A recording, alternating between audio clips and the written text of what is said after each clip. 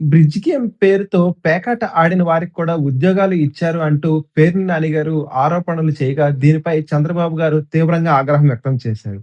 చంద్రబాబు గారు ఏమన్నారంటే, బ్రిడ్జ్ గేమ్‌కు, పేకాటకు కూడా తేడా తెలియకుండా మాట్లాడుతున్నారు. కేంద్ర ప్రభుత్వం గుర్తించిన క్రీడల ఆధారంగానే రిజర్వేషన్‌లు అమలు చేశాం. రాష్ట్ర ప్రభుత్వం కొత్తగా ఏ ఆటను సృష్టించలేదు.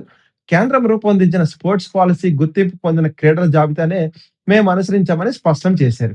అంతేకాదు డీఎస్సీలో తప్పు జరిగిందని చెబుతున్న వారు ఆధారాలు చూపించాలని, ఎవరికైనా అనుమానం ఉంటే పక్కా సాక్ష్యాలతో బయట పెట్టాలి. కేవలం రాజకీయ విమర్శల కోసం గాలి ఆరోపణలు చేస్తే ప్రజలు నమ్మరని సీఎం గారు అన్నారు. స్పోర్ట్స్ కోటా నియామకాలు రాష్ట్ర ప్రభుత్వం ఇష్టానుసారం చేసినవి కావని, క్రీడాకారులకు 3% హారిజంటల్ రిజర్వేషన్ కల్పించే విధానం ఇప్పటికే అమల్లో ఉందని, గుర్తింపు పొందిన క్రీడల్లో సాధించిన విజయాలు ఆధారంగా మాత్రమే అర్హత నిర్ణయిస్తారు. ఈ విధానంపై ఇప్పటికే ప్రభుత్వం మార్గదర్శకాలు జారీ చేసిందని తెలిపారు. ఇంకొక ఆసక్తికర విషయం ఏంటంటే, ఈ నియామకాలు పారదర్శకతపై వస్తున్న ఆరోపణలకు సమాధానంగా స్పోర్ట్స్ అథారిటీ ఆఫ్ ఆంధ్రప్రదేశ్ అభ్యర్థుల వివరాలు, ధ్రువపత్రాలు, ఎంపిక ప్రక్రియను ప్రజల పరిశీలనకు అందుబాటులో ఉంచింది.